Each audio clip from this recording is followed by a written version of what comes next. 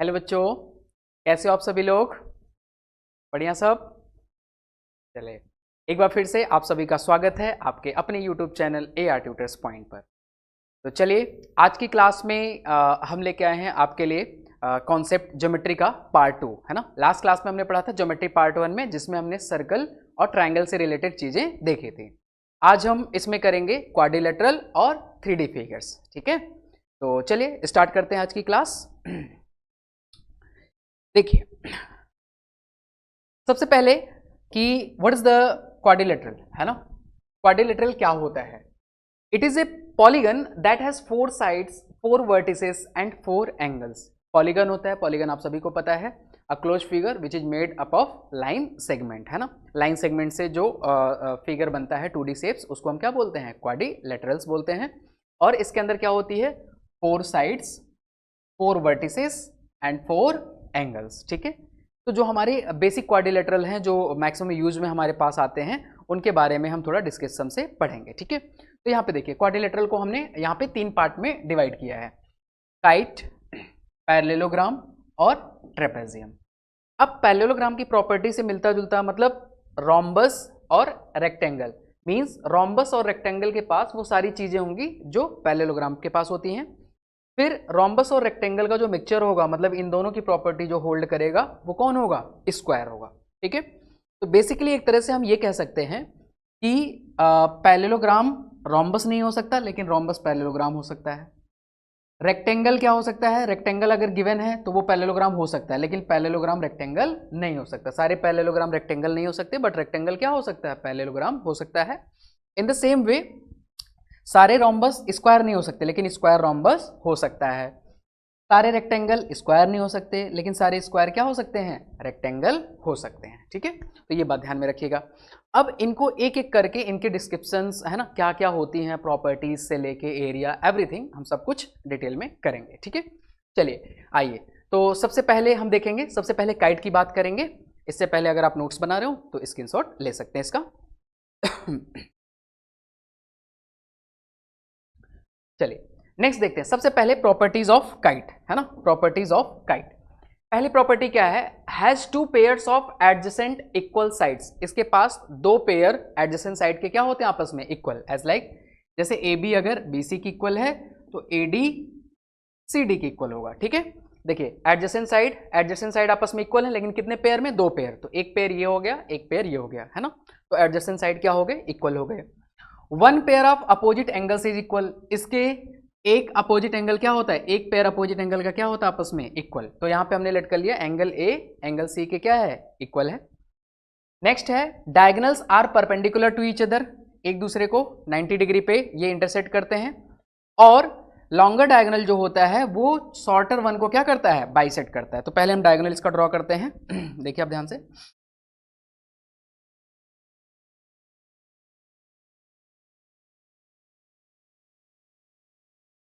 ये हो गया डायगोनल। तो अकॉर्डिंग टू डेफिनेशन या प्रॉपर्टी, जो लॉन्गर है और शॉर्टर को क्या करेगा? 2 इक्वल पार्ट में क्या कर रहा है? डिवाइड कर रहा है। पहली बात, दोनों एक दूसरे पे परपेंडिकुलर हैं, और जो लॉन्गर वन है वो शॉर्टर को 2 इक्वल पार्ट में क्या करता है? डिवाइड करता है, ठीक है। अच्छा, अगला है एरिया। कैसे फाइंड आउट करते हैं? एरिया होता है हाफ D1 इंटू D2, है ना। D1 D2 क्या है? जैसे डायगोनल, पहला डायगोनल हम ले लेते हैं, D1 की जगह हम क्या लेट कर सकते हैं? AC लेट कर लीजिए, और D2 की जगह क्या लेट कर लीजिए? BD लेट कर लीजिए।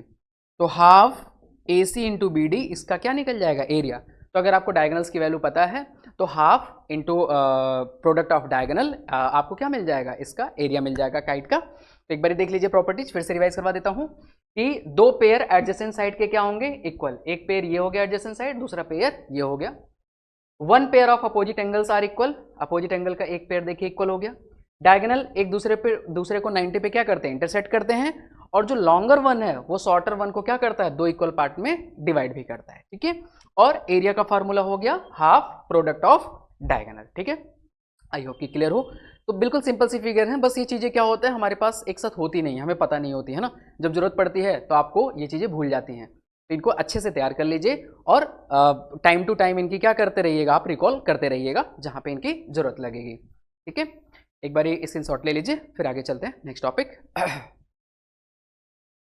चलिए, अब देखते हैं अगला टॉपिक हमारा ट्रेपेजियम। ट्रेपेजियम की क्या क्या प्रॉपर्टी होती है, तो देखिए ट्रेपेजियम की प्रॉपर्टी, सबसे पहली property, one pair of sides are parallel. इसमें एक पेयर जो है साइड के वो क्या होते हैं, पैरेलल। तो यहाँ पे हमने क्या लेट कर लिया, A B parallel to D C, A B parallel to D C, ठीक है, वन पेयर पैरेलल हो गया।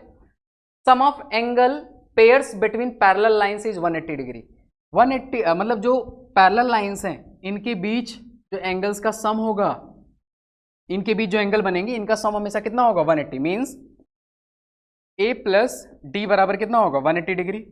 सिमिलरली अगर उधर वाले एंगल्स देखें, angle C plus angle B, तो वो भी कितना होंगे, 180 डिग्री।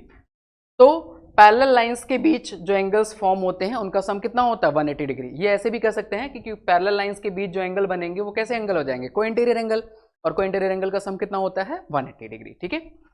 नेक्स्ट चीज आइए, अगला है the diagonal intersect each other. इनके डायगोनल एक दूसरे को क्या करते हैं, सिर्फ इंटरसेक्ट करते हैं, ना तो 90 डिग्री का एंगल बनाएंगे और ना ही बाइसेक्ट करेंगे, तो ये प्रॉपर्टीज नहीं होगी, सिंपली क्या करेंगे, इंटरसेक्ट करेंगे। जैसे डायगोनल मान लीजिए ये हो गया आपका AC और दूसरा हो गया BD, तो AC और BD एक दूसरे को क्या करेंगे, इंटरसेक्ट करेंगे, से दैट ये इंटरसेक्ट कर रहे हैं O पॉइंट पे, तो the diagonals intersect each other, ठीक है। नेक्स्ट है the lines that joins the midpoint of the non-parallel sides is always parallel to the basis। मतलब जो नॉन पैरेलल साइड्स हैं इनके मिड पॉइंट को अगर आप ज्वाइन करते हैं तो वो हमेशा बेसिस के क्या होंगे, पैरेलल, वो हमेशा बेसिस के क्या होंगे, पैरेलल होंगे। जरा ध्यान से देखिए, यहाँ पे एक लाइन हम लेते हैं और हमने क्या किया, इनको मिड पॉइंट को ज्वाइन कर दिया, इनके मिड पॉइंट्स को ज्वाइन कर दिया, से दैट पॉइंट मान लीजिए MN। मिड पॉइंट का मतलब ये इसके बराबर होगा और ये इसके बराबर होगा। तो अगर नॉन पैरेलल साइड्स के मिड पॉइंट को हम ज्वाइन करते हैं तो ये क्या होंगे, बेसिस के पैरेलल होंगे। मतलब ये लाइन इसके भी पैरेलल होगा, DC के भी और AB के भी। यहाँ से हम कह सकते हैं जो हमारा MN है वो पैरेलल होगा DC के और सिमिलरली किसके पैरेलल होगा, AB के। तो नॉन पैरेलल जो साइड्स हैं उनके मिड पॉइंट को अगर आप ज्वाइन कर देते हैं तो वो बेसिस के क्या होंगे, पैरेलल होंगे, जैसा कि आप देख सकते हैं। लास्ट में है इसका एरिया। इसका एरिया बड़ा इंपॉर्टेंट है, ये मैथ्स में फिजिक्स में बहुत बार यूज हो जाता है, ट्रेपेजियम के एरिया। तो एरिया क्या होता है इसका, half sum of parallel side, sum of parallel side, parallel side यहाँ पे क्या क्या है देखिए, AB है प्लस CD है, इनटू हाइट, इनके बीच की डिस्टेंस, परपेंडिकुलर डिस्टेंस है ना, तो इनके बीच की जो भी परपेंडिकुलर डिस्टेंस होगी वो क्या हो जाएगा, इनटू हाइट के फॉर्म में आ जाएगा और ये क्या देगा आपको, एरिया ऑफ द ट्रेपेजियम, ठीक है। तो यहाँ पे ट्रेपेजियम की प्रॉपर्टी हो गई, एक बारी देख लीजिए चीजें, आई होप कि आपको समझ आया हो, और इसके बाद इसको रीड करके स्क्रीनशॉट ले सकते हैं आप, फिर नेक्स्ट हम चलेंगे, ठीक है।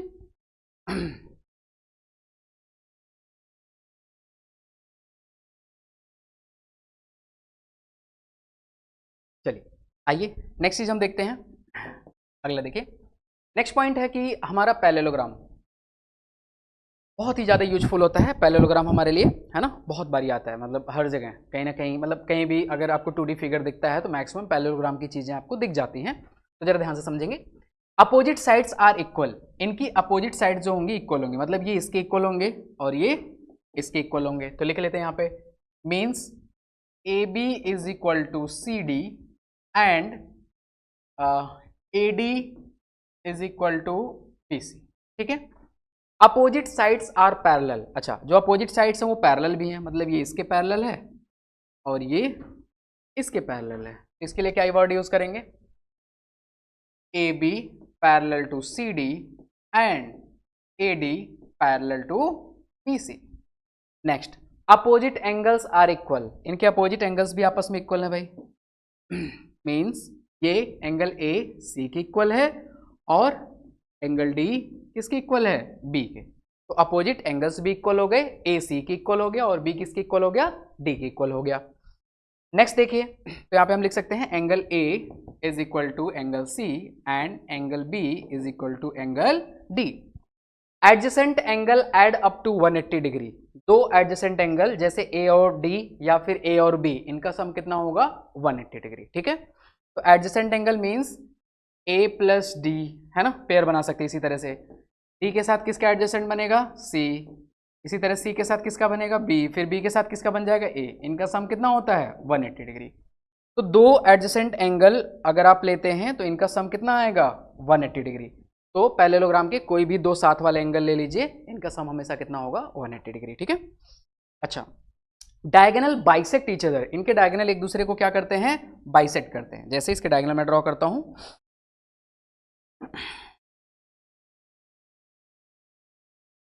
ये हो गया इसका डायगोनल AC और नेक्स्ट हो गया इसका डायगोनल BC।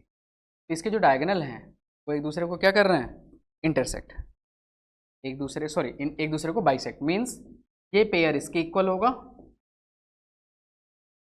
और ये वाला पेयर इसके इक्वल होगा, ठीक है।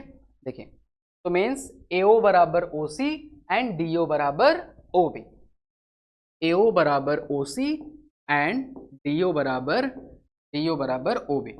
तो पैरेललोग्राम के डायगोनल एक दूसरे को क्या करते हैं बाइसेक्ट करते हैं, दो इक्वल पार्ट में क्या कर देते हैं डिवाइड कर देते हैं। जहां पे एक दूसरे को इंटरसेक्ट करेंगे वहां से उनका इक्वल पार्ट में एक दूसरे को क्या कर देंगे डिवाइड कर देंगे, ठीक है। अच्छा, नेक्स्ट है एरिया। क्या होता है एरिया? सिंपली इसका होता है बेस इंटू हाइट। अगर पैरेललोग्राम की बात करें, बेस की एरिया की बात करें तो ये होता है बेस। बेस अगर यहाँ पे हम AB ले लेते हैं तो इसकी जो हाइट होगी, ये हाइट हो गया, ठीक है, ये इसकी हाइट हो गई AM, या पैरेललोग्राम की जो भी हाइट होगी यहाँ से एक परपेंडिकुलर ड्रॉ कर दीजिए तो ये भी क्या हो जाएगा इसकी हाइट, है ना। ये हाइट कितनी हो गई, तो बेस AB हो गया और हाइट H हो गई, तो एरिया कितना हो जाएगा AB into H means base into height.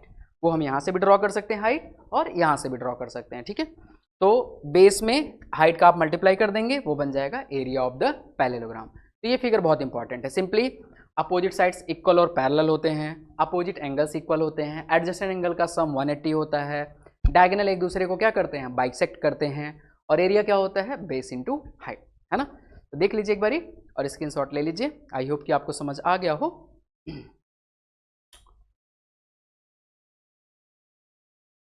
चलिए नेक्स्ट डिस्कस करते हैं। अगला हमारा है टॉपिक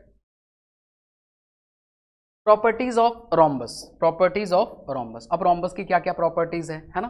अच्छा, पैरेललोग्राम में आपने जितना पढ़ा वो सारी प्रॉपर्टीज होंगी, बस इसमें क्या होगा कुछ ऐड ऑन करके आएगा, कुछ एक्स्ट्रा प्रॉपर्टीज आएंगी। तो वो देखते हैं जरा क्या है।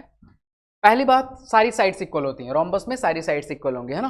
मतलब AB बराबर BC बराबर CD बराबर DA। तो पहला क्या आ जाएगा AB is equal to BC बराबर CD is equal to D। Opposite sides are parallel, है ना। इसमें जो अपोजिट साइड्स होंगी वो पैरेलल होंगी, मींस ये इसके पैरेलल होगा और ये वाली साइड इसके पैरेलल होगी, ठीक है। अपोजिट साइड्स क्या होंगी पैरेलल, मींस AB आपका पैरेलल हो जाएगा CD के एंड AD पैरेलल हो जाएगा BC के। अपोजिट एंगल्स आर इक्वल, इनमें भी अपोजिट एंगल्स क्या होंगे आपस में equal.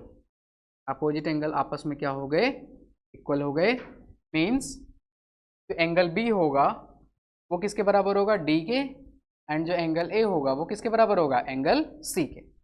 Diagonals are perpendicular and bisect each other. दो चीजें ध्यान दीजिएगा इस बात को, एक तो डायगोनल आपस में परपेंडिकुलर होते हैं, मतलब दोनों एक दूसरे पे कितना एंगल बनाएंगे 90 डिग्री बनाएंगे, और बाइसेक्ट ईच अदर एक दूसरे को इक्वल पार्ट में डिवाइड भी करेंगे।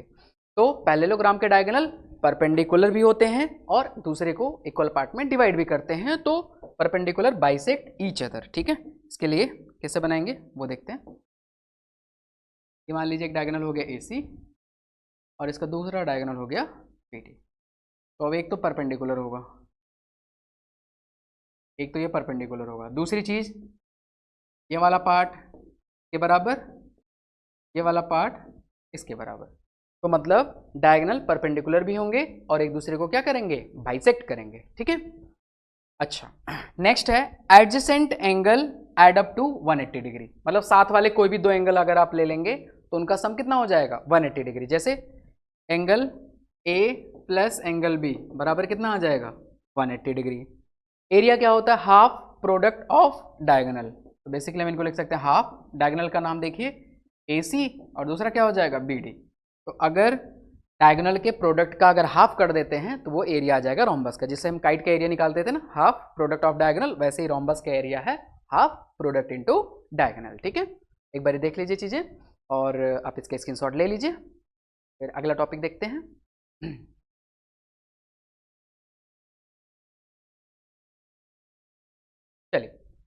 नेक्स्ट अब आ गया हमारे पास आपका रेक्टेंगल। अगला टॉपिक है रेक्टेंगल। क्या क्या होता है? Opposite sides are equal, opposite sides are parallel, है ना। चलिए, अपोजिट साइड्स इक्वल हो गई और अपोजिट साइड्स क्या हो गई? पैरेलल भी हो गई। चलिए इनको लिख लेते हैं। जैसे अपोजिट साइड्स इक्वल मतलब AD इक्वल होगा BC के एंड AB इक्वल होगा DC के। अपोजिट साइड्स आर पैरेलल, देखिए AD पैरेलल होगा BC के एंड AB पैरेलल होगा CD के, ठीक है। तो अपोजिट साइड्स पैरेलल और इक्वल हो गई। वो हमने बताया था ना आपको कि पैरेललोग्राम की प्रॉपर्टी फॉलो करते हैं सारी, तो पैरेललोग्राम की प्रॉपर्टी भी opposite sides are equal and parallel. दूसरी बात, all 4 angles of right angle. अब इसमें नई बात क्या आ गई? इसके जितने भी एंगल हैं, all 4 angles are right angle. इसके चारों एंगल कितने के होंगे? 90 डिग्री के। मतलब एंगल A बराबर angle B is equal to angle C is equal to angle D is equal to 90 degree. Diagonals are equal and bisect each other. Diagonals are equal and bisect each other. इसके जो diagonal होंगे वो एक दूसरे के equal भी होंगे और क्या होंगे? बाइसेक्ट भी करेंगे एक दूसरे को, ठीक है। तो diagonals are equal and bisect each other. देखिए, तो डायगोनल्स इक्वल, डायगोनल्स इक्वल का क्या मतलब हो गया? यहाँ पे जो ये है AC, डायगोनल AC BD के इक्वल होगा। दूसरी बात, bisect each other. Bisect each other का क्या मतलब हो गया? कि ये पार्ट इसके बराबर है और ये पार्ट इसके बराबर है। तो दोनों डायगोनल, पहली बात तो दोनों डायगोनल का पूरा लेंथ आपस में इक्वल है, और दूसरा एक दूसरे को बाइसेक्ट भी कर रहे हैं, मतलब इनका सेगमेंट भी आपस में क्या हो गया? इक्वल हो गया। तो इसके लिए हम क्या लिखेंगे? AO बराबर OC एंड PO बराबर OD। तो डायगोनल की पूरी लेंथ भी आपस में इक्वल है और एक दूसरे को बाइसेक्ट करते हैं, तो उनका सेगमेंट भी आपस में क्या हो गया? करेस्पॉन्डिंग सेगमेंट भी आपस में क्या हो जाएगा? इक्वल हो जाएगा। एरिया, एरिया बराबर होता है लेंथ इंटू ब्रेथ। इसका सिंपली एरिया आपको पता है सबको, रेक्टेंगल का लेंथ इंटू ब्रेथ, छोटी क्लास से हम करते हुए आए हैं। तो इसकी जो लेंथ होगी, लेंथ यहाँ पे जैसे हम ले लें AB और ब्रेथ हमने ले लिया BC, तो एरिया क्या हो जाएगा? Length into breadth. तो रेक्टेंगल का एरिया लेंथ इंटू ब्रेथ। तो रेक्टेंगल की सिंपल सी प्रॉपर्टीज ये हैं सारी। Opposite sides are equal and parallel, ठीक है। All 4 angles 90 degree. डायगोनल की क्या प्रॉपर्टी है?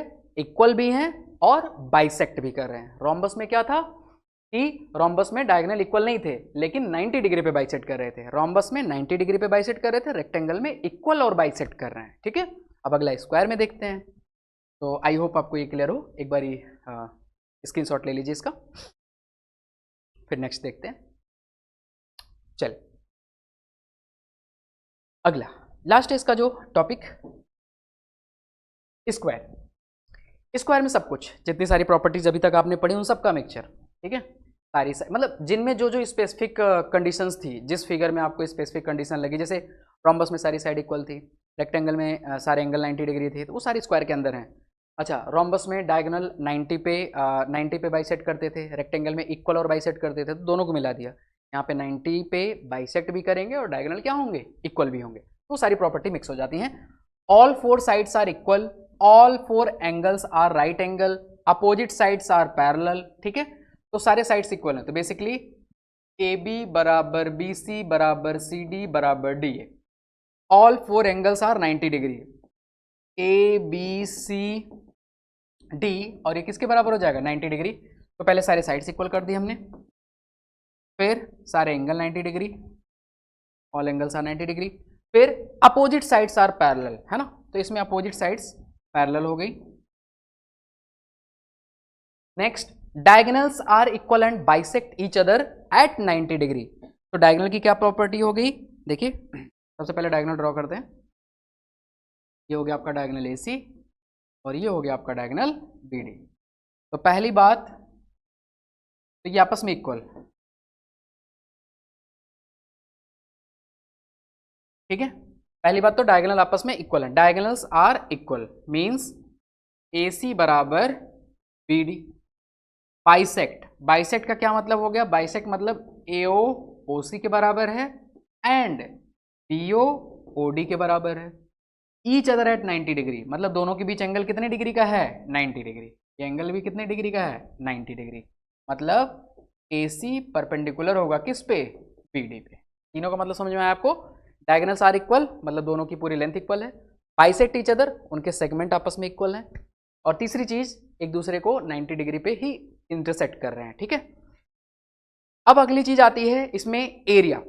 एरिया में क्या होगा, एरिया साइड इंटू साइड, क्योंकि इसका एरिया क्या होता है, सारी साइड्स इक्वल होती हैं। तो जैसे उसमें लेंथ इंटू ब्रेथ था, तो इसमें लेंथ और ब्रेथ इक्वल होंगे, तो लेंथ इंटू लेंथ कह लीजिए, ब्रेथ इंटू ब्रेथ कह लीजिए, या एक नया टर्म ले लीजिए, साइड की जगह ए ले लीजिए। मान लीजिए इसकी साइड ए है ना, साइड की लेंथ ए है, तो साइड इंटू साइड का मतलब ए इंटू ए, और वो क्या हो जाएगा, ए स्क्वायर। तो बेसिकली एरिया क्या होता है, साइड का स्क्वायर। किसी एक साइड का स्क्वायर कर दीजिए, क्योंकि चारों साइड क्या है आपस में इक्वल। तो सारे एंगल्स इक्वल, सारी sides equal, opposite sides parallel, diagonal equal भी हैं, बाइसेक्ट भी कर रहे हैं, और 90 डिग्री पे एक दूसरे को कट कर रहे हैं, ठीक है। और एरिया आपका हो गया साइड का स्क्वायर। ये था आपका स्क्वायर। तो इसको नोट कर लीजिए ये भी फटाक से, फिर आगे देखते हैं। डन, ठीक है। तो अब आपको हमने बता दिया कि 2D फिगर में हमने आपको सर्कल बता दिया, ट्राइंगल लास्ट क्लास में। इसमें हमने आपको सारे जितने भी क्वाड्रिलेटरल के पार्ट्स थे, उनकी प्रॉपर्टीज थी, वो आपको क्लियर कर दी। अब हमारे पास अगला 2D फिगर्स हमारे पास खत्म। बेसिकली जो हमारी यूज में थे सर्कल, ट्राइंगल और क्वाड्रिलेटरल, ये हमने आपको सारी चीजें बता दी। अब हम आएंगे 3D फिगर्स पे। 3D फिगर्स में बेसिकली उनका एरिया, वॉल्यूम और एक दो छोटी छोटी बातें, क्या होता है, कैसे होता है, तो उसे देखते हैं इसी लेक्चर में, आगे कवर करते हैं। आइए देखिए, सबसे पहले 3D शेप में सबसे पहला हमारा फिगर आ गया 3D शेप्स क्यूबॉइड, है ना। 3D शेप्स में सबसे पहले हमारा फिगर आ गया क्यूबॉइड। अब क्यूबॉइड में क्या होता है, क्यों होता है, कैसे होता है, एक एक करके सारी चीज समझेंगे। देखिए, एक तो ये क्यूबॉइड आपका हो गया, ठीक है, क्यूबॉइड हो गया, जनरली सब लोग बना ही लेते हो लाइक दिस, ठीक है। ये आपकी लेंथ हो गई, जैसा कि यहाँ पे शो किया हमने। ये साइड वाला आपका ब्रेथ हो गया, और ये वाली चीज आपकी क्या हो गई, हाइट, है ना, लेंथ, ब्रेथ और हाइट, ठीक है। अच्छा, अब इसके बाद हम देखते हैं, एक एक चीज समझते हैं इसमें क्या है, कैसे है, क्यों है। दो चीजें हैं, एक तो टोटल सरफेस एरिया आता है, और दूसरा क्या आता है, lateral surface area. Total surface area और लैटरल सरफेस एरिया में क्या डिफरेंस है। जैसे आप एक रूम में हो, रूम में चारों तरफ दीवार है, और ऊपर आपका रूफ है, और नीचे आपका बेस है, ठीक है, फ्लोर है। तो लैटरल सरफेस एरिया में टॉप और बेस को छोड़ देते हैं ना, मतलब रूफ को और फ्लोर को छोड़ देंगे, तो जो चारों दीवार का है उसका जो एरिया होगा वो आपका हो जाएगा lateral surface area. Total surface area में ये दोनों चीजें भी क्या हो जाती हैं, काउंटेड है ना। तो आइए, तो अगर मान लीजिए इसका हम बेस देखें, ध्यान से देखिए बेस में क्या क्या कंडीशन है। बेस में एक तो लेंथ L है और ये B है, तो ये कितना हो जाएगा, LB। एक सेकंड,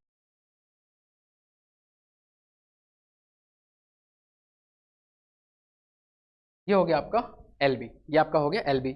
अब ये जो बेस आएगा वही क्या आएगा, टॉप भी आएगा, टॉप भी कितना हो जाएगा, LB हो जाएगा, ठीक है। तो अगर हम टोटल सरफेस एरिया में बात करें तो 2 टाइम्स बेस और टॉप LB हो गया, ओके।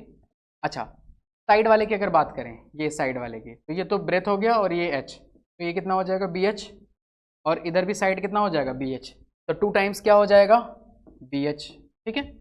तो हमने अप, डाउन और लेफ्ट राइट देख लिया। अब बचा फ्रंट और बैक। तो फ्रंट में देखिए, फ्रंट में लेंथ आएगा और क्या आएगी, हाइट। फ्रंट में लेंथ आएगा और हाइट, लेंथ और हाइट से क्या बन जाएगा, LH, और ये जो फ्रंट में होगा यही क्या चीज होगी, बैक में होगी, तो LH आगे LH पीछे, तो 2 टाइम्स क्या हो जाएगा, LH हो जाएगा, ठीक है।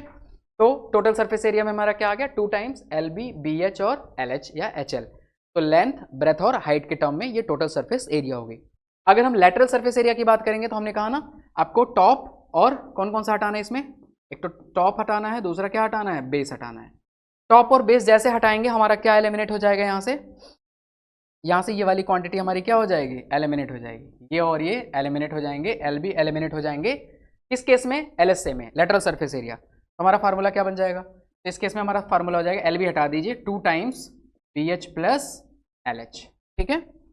अच्छा, वॉल्यूम की बात करते हैं, तो वॉल्यूम में हमारा क्या होता है, वॉल्यूम मतलब कि जितना स्पेस उसके अंदर, जो भी स्पेस है, जितना उसके अंदर कोई भी क्वांटिटी आ सकती है वो होता है उसका वॉल्यूम। तो वॉल्यूम कंसिडर करने के लिए वॉल्यूम का फार्मूला क्या होता है, length into breath into height. तो LBH ये क्या हो जाएगा, हमारे क्यूबॉइड का वॉल्यूम हो जाएगा LBH, ठीक है। लास्ट में आता है length of the diagonal. Length of the diagonal. अब लेंथ ऑफ द डायगोनल निकालने के लिए क्या करते हैं, कैसे करते हैं, सिंपली भी आप समझ सकते हैं, और अगर थोड़ा अगर मैं आपको डिस्क्राइब भी करूं तो वो देखिएगा ध्यान से। जैसे बेस देखिए,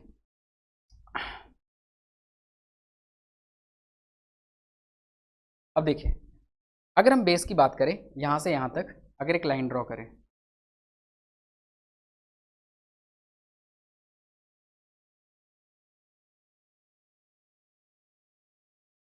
ठीक है, तो ये आपका L हो गया, ये B हो गया, है ना।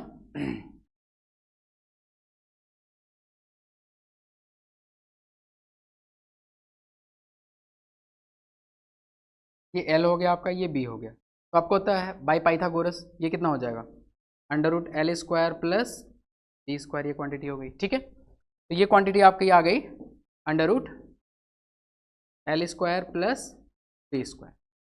अब ये वाली चीज़ कितनी है, ये वाली चीज़ है H, और आपका यहाँ से यहाँ तक क्या है, डायगोनल D, ठीक है। तो अब देखिए ये under root L square plus B square और ये H, और यहाँ बन रहा है आपका 90 डिग्री, दोनों के बीच एंगल कितना बन रहा है, 90 डिग्री। तो अब यहाँ से लगे पाइथागोरस, तो ये बेस हो जाएगा और ये हाइट हो जाएगी, तो इसका स्क्वायर तो that is L square plus B square, और इसका स्क्वायर कितना हो जाएगा, H स्क्वायर।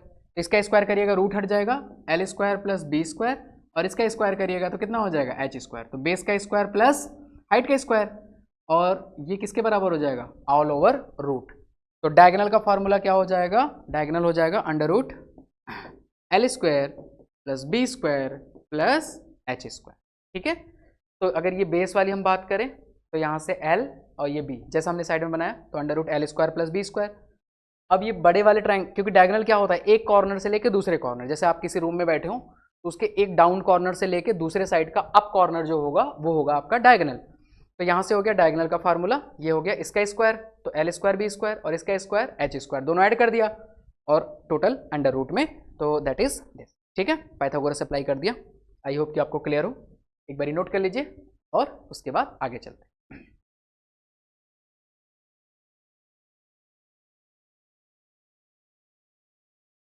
ठीक है, चलिए नेक्स्ट स्टेप पे आते हैं। अगला स्टेप आपका है क्यूब।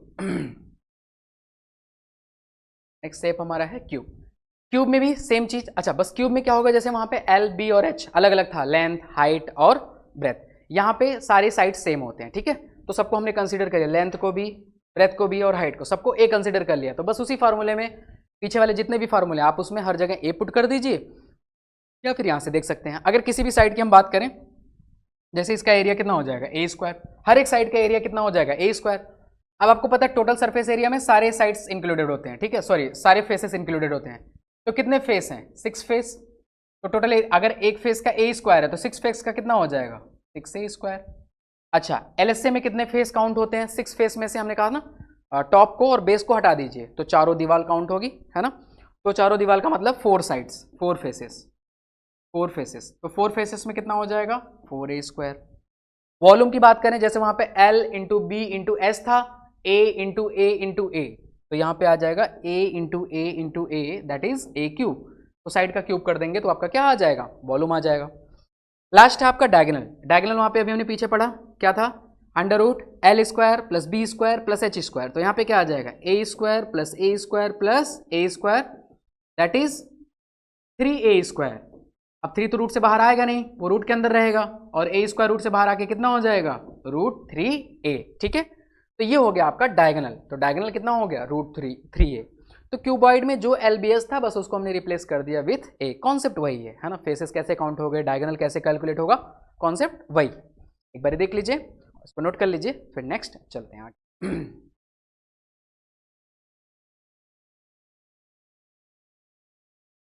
चलिए नेक्स्ट देखिए आप, अगला है सिलेंडर, है ना। जनरली राइट सर्कुलर सिलेंडर पढ़ते हैं जिसमें हाइट बेस के क्या होती है, परपेंडिकुलर। राइट सर्कुलर सिलेंडर हमारा जो होता है उसके अंदर जो हमारी हाइट होती है ये बेस रेडियस के क्या होती है, परपेंडिकुलर, इसको बोलते हैं राइट सर्कुलर सिलेंडर। जो हम पढ़ रहे हैं वो राइट सर्कुलर सिलेंडर के बारे में पढ़ रहे हैं। तो यहाँ पे देखिए टोटल सरफेस एरिया, अब यहाँ पे देख लीजिए ये है बेस का रेडियस, सिलेंडर आप सभी ने देखा है, नीचे सर्कुलर पार्ट, ऊपर सर्कुलर पार्ट, और ये सिलेंड्रिकल पार्ट, ठीक है। तो इसमें अगर टोटल कंटेनिंग बात करें, एक चीज हाइट होती है टोटल, और एक चीज क्या होती है जो बेस सर्कुलर पार्ट है उसका रेडियस, है ना। तो यहाँ पे रेडियस हो गया और ये हाइट हो गई, ठीक है। तो अब अगर इसमें बात करें कैसे हम कैलकुलेट करते हैं, क्या कैलकुलेट करते हैं, वो सारी चीजें देखते हैं कि करके। तो पहले आता है, सबसे पहले हम देखेंगे curve surface area. Curve surface area मतलब सीएस से, ये वाली चीज, जैसे कोई भी सिलेंड्रिकल पार्ट है उसका बस ये बाहर वाला चीज, मतलब अपर और लोअर छोड़ के सिर्फ ये कर्व पार्ट। कर्व पार्ट आप इमेजिन करिए, आपके पास एक रिंग है, रिंग है नहीं है हो जाएगी थोड़े टाइम में। चलिए अब देखिए, अगर मान लीजिए आपके पास एक रिंग है, रिंग अज्यूम करिए इन फॉर्म ऑफ सर्कल। अब सर्कल का अगर रेडियस आर है तो उसका सर्कमफ्रेंस कितना होगा, 2πr, है ना। जैसे मैं बता रहा हूँ, आपके पास जैसे एक रिंग है इस तरह से, ठीक है। अब इसका रेडियस आप सपोज कर लीजिए आर है, तो इसका सर्कमफ्रेंस कितना होगा बच्चों, 2πr। अब रिंग के ऊपर रिंग रिंग रखते चले जाइए, एक रिंग है, रिंग रिंग रिंग रिंग, ठीक है, रिंगा वाला गाना आ गया। तो रिंग के ऊपर रिंग रिंग रिंग रखते चले जाइए, तो एक का 2πr, h हाइट तक रखेंगे तो कितना आ जाएगा, 2πrh, ठीक है। तो एक का हो गया 2πr, h हाइट तक हमने रखा तो कितना आ जाएगा, 2πrh। तो इसका कर्व सरफेस हो गया 2πr इंटू h, ठीक है। तो कर्व सरफेस ऑफ सिलेंडर कितना हो गया, 2πr इंटू h हाइट तक है ना, तो 2πrh हो गया। अब जो कर्व सरफेस है वो तो आपका रहेगा टोटल सरफेस में, एक्स्ट्रा क्या एडिशन होगा, अब ऊपर वाला फेस और नीचे वाला फेस आ जाएगा। तो नीचे का फेस कैसा है, सर्कुलर, अपर फेस भी कैसा है, सर्कुलर। अगर रेडियस आर है तो सर्कल का एरिया कितना होता है, πr²। तो नीचे का भी πr², ऊपर का भी πr², तो कितना ऐड हो गया, 2πr²। अब इनमें कॉमन ले लीजिए, 2πr कॉमन है तो यहाँ से h बचेगा और यहाँ पे 2πr चला जाएगा, एक r जाने के बाद ये बचेगा।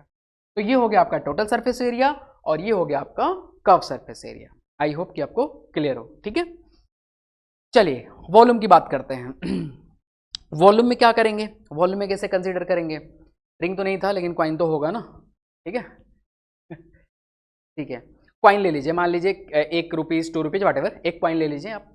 तो कॉइन कितना स्पेस कवर कर रहा है, कॉइन किस फॉर्म में, सर्कल फॉर्म में, और कितना स्पेस कवर करेगा, अपने एरिया के बराबर, मीन्स πr²। तो एक कॉइन है वो जितना स्पेस कवर करेगा दैट इज πr²। अब कॉइन के ऊपर कॉइन कॉइन कॉइन रखते चले जाइए तो आपको क्या बन जाएगा, एक सिलेंडर। आप देखें कॉइन के ऊपर कॉइन कॉइन कॉइन पुट करते चले जाएंगे तो एक सिलेंडर बन जाएगा।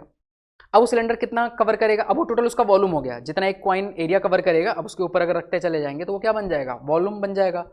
तो मीन्स कि एक कवर कर रहा है πr², तो h हाइट तक कितना कवर करेगा, πr² इंटू h, ठीक है। तो वॉल्यूम कितना हो गया, πr² इंटू h। क्लियर है, आई होप कि आपको समझ आया हो।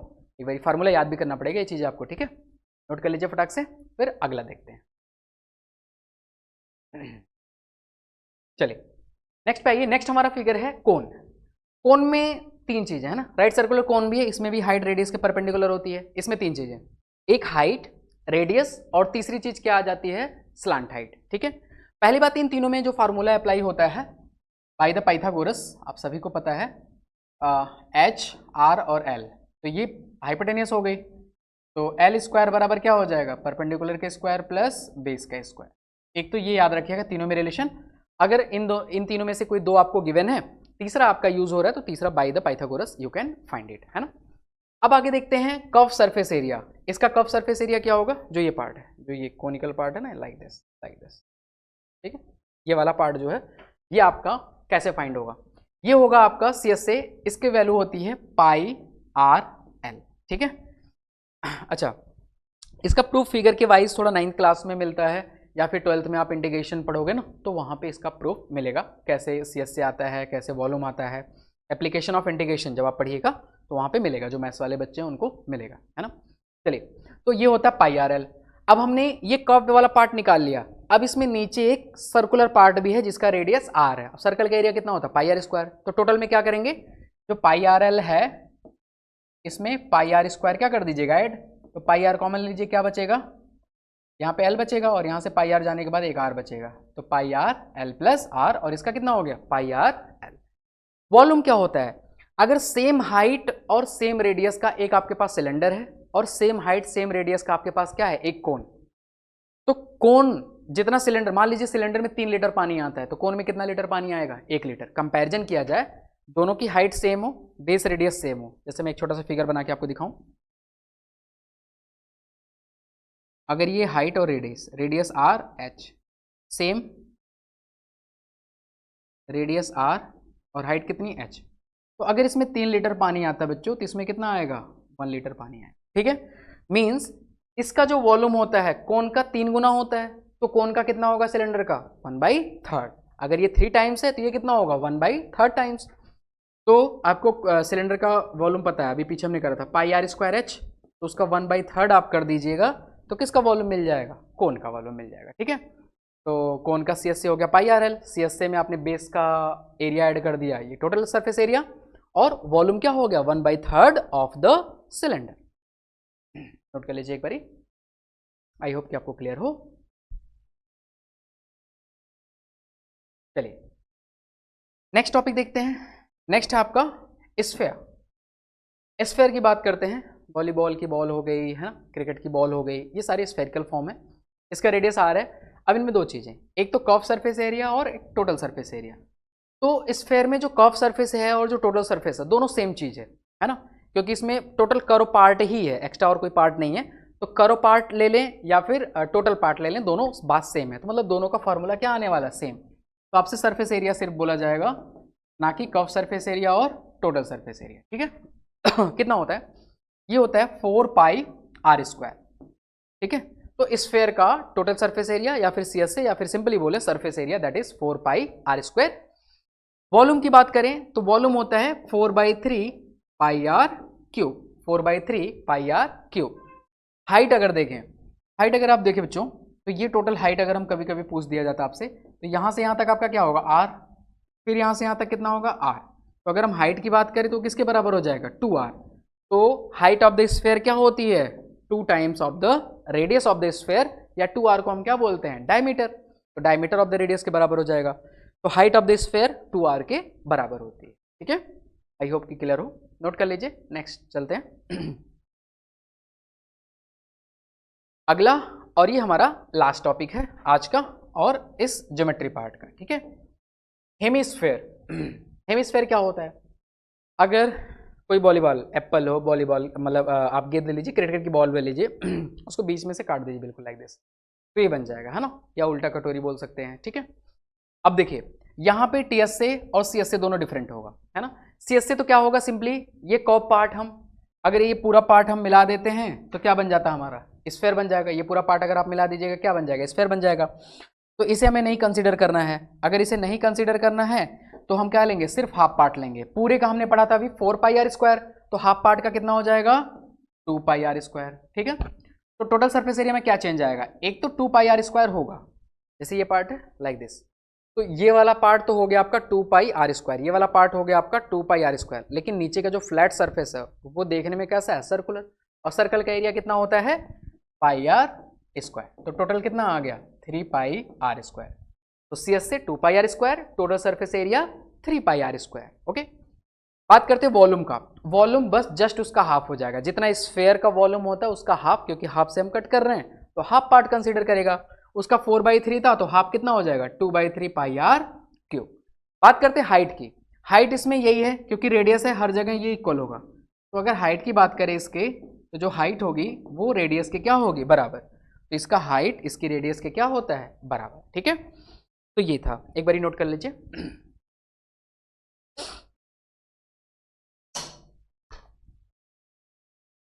तो ये था हमारे टॉपिक्स थे ये, है ना। ये सारी चीजें आज हमने क्लास में पढ़ लिया, पूरा क्वाड्रिलेटरल के बारे में और 3D फिगर्स के वॉल्यूम, एरिया, एवरीथिंग। अब अगली क्लास में हम कोऑर्डिनेट ज्योमेट्री के बारे में पढ़ेंगे। नेक्स्ट जो अपना लेक्चर आएगा उसमें कोऑर्डिनेट ज्योमेट्री के बारे में पढ़ेंगे और डिटेल से सीखेंगे। अब थोड़ा हम लेक्चर्स चीज़ें जो हैं, अभी थोड़ा बेसिक चीज़ें चल रही थी बिल्कुल, है ना, थोड़ा एक्सप्लेनेशन मेथड। अब आगे जो टॉपिक आ रहे हैं इंटरेस्टिंग भी हैं और इनमें दिक्कत बच्चों को ज़्यादा होती है ना। ये तो बेसिक चीज़ें हैं, अगर आप कहीं से पढ़ लेते हैं, देख लेते हैं, फार्मूला देख लेते हैं, तब भी हो जाता है। बट आने वाले चैप्टर्स जैसे कोऑर्डिनेट ज्योमेट्री हो गई, लॉगरिथम्स हो गया, वो भी नया आपके लिए, है ना, डिफरेंशिएशन, इंटीग्रेशन, ये सारी चीज़ें आने वाली चीज़ें थोड़ा सा इंटरेस्टिंग भी हैं और नई भी हैं और आपके लिए यूज़फुल भी बहुत ज़्यादा हैं। तो उनके लिए बने रहिए, है ना, साथ में हमारे, और जल्दी ही हम कोशिश करेंगे सारे लेक्चर्स आपके लिए अपलोड करें। और आज की क्लास से अगर कोई रिलेटेड डाउट है तो आप कमेंट बॉक्स में बताएं। नोट्स जो है आपका इसका प्रॉपर आपको टेलीग्राम लिंक पे, जो नीचे डिस्क्रिप्शन में होगा, टेलीग्राम लिंक पे आपको वहाँ पे मिल जाएगा। ठीक है, तो आज की क्लास में इतना ही, बने रहिए, अगली क्लास में मिलते हैं। जय हिंद।